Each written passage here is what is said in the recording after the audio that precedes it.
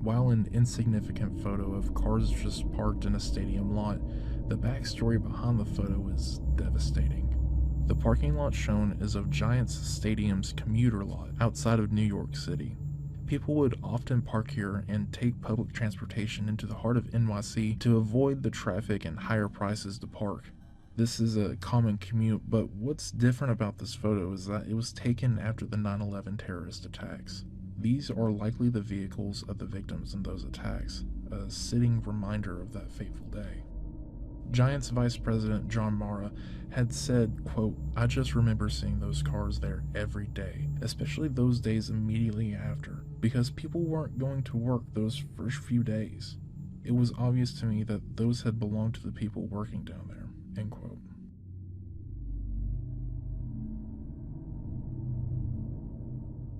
Did you know that dogs were the initial test subjects for early prototypes of the electric chair? Inventor Alfred Southwick was in search of something more humane than hangings, so he teamed up with a local physician and head of a local SPCA and rounded up hundreds of strays to dial in this invention and make the process as quick and painless as possible. Eventually, he made it to the first execution in the U.S. correctional systems, where it failed to do its job the first time. The condemned had to be electrocuted twice to finish the job. While the Titanic was sinking, there was a certain crew that worked tirelessly to keep the lights on and other necessary systems going until the very end. Joseph Bell, chief engineer of the Titanic engine room, and his fellow engineers urged the stokers and the firemen to keep the boilers going, to keep the ship powered for as long as possible, to send distress signals and keep the lights on, to make getting onto the upper decks for an escape even possible. No one in this crew made it off the ship alive. Then again, it wasn't necessarily an expectation and more of a sacrifice. Historical records say that once it became clear that nothing else could be done, some of the engineers made it up to the Titanic's open well deck. By this point, all lifeboats had departed. They would go down with their ship knowing that their actions saved lives.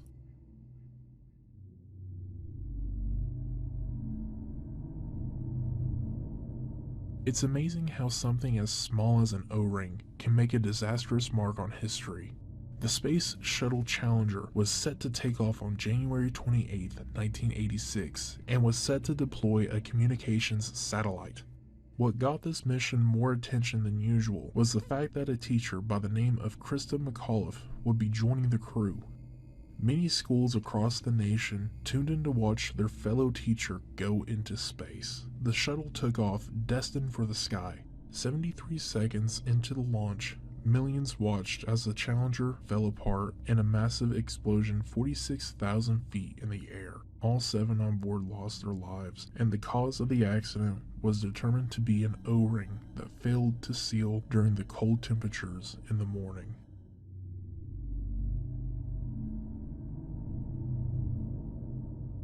Imagine actually having to play a game of baseball as if your life really depended on it.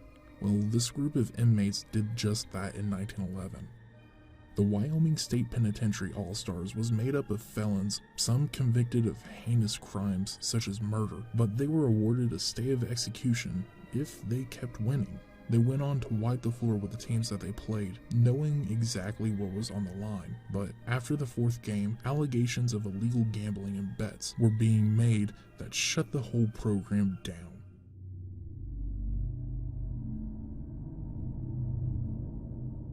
Who knows what would have happened without this kind of quick recognition and understanding?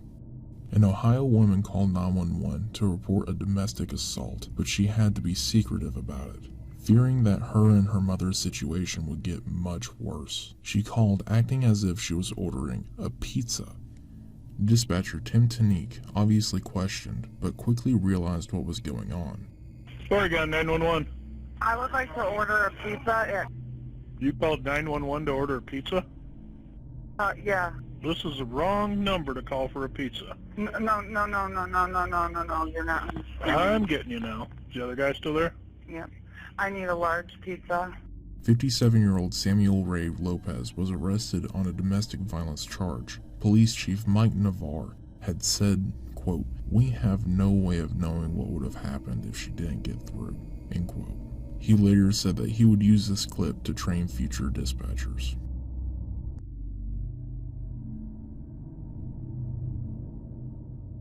A small town condemned an elephant to death by hanging.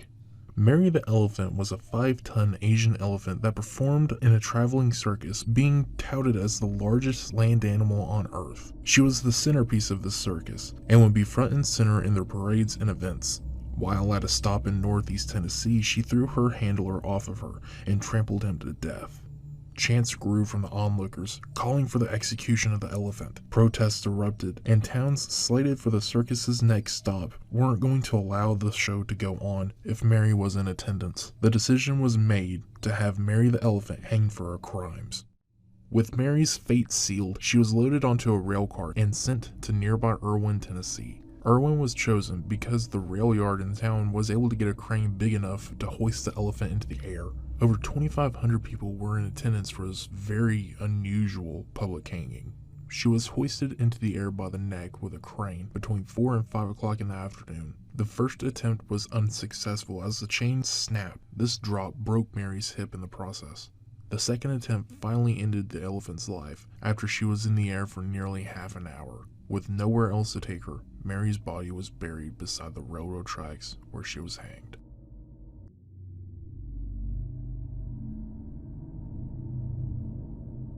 Being buried alive was a very real possibility in the 1800s. Although it wasn't very common, there had been several reports of people that had possibly been buried alive. Their bodies had been exhumed for various reasons, but their bodies would be found in odd and unnatural positions, and their caskets would be lined with deep scratches from fingernails. With these stories, who knows how many more people were sent to their grave by mistake. This eventually paved the way for the safety coffin, a buried coffin with a string leading to the dead person's wrist, and they would be able to ring a bell on the surface if the dead wasn't, well, dead.